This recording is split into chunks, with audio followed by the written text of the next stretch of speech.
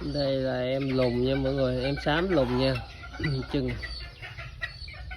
xám lùn mà chạy bé nha, em cực kỳ bé luôn, chạy bé so với dòng chân lùn nha, con sumo á, so với cha nó thôi chứ không phải bé so với cha Bắc nha. Đuôi không cao nha, đây con này thử ra cho mọi người coi, không cao.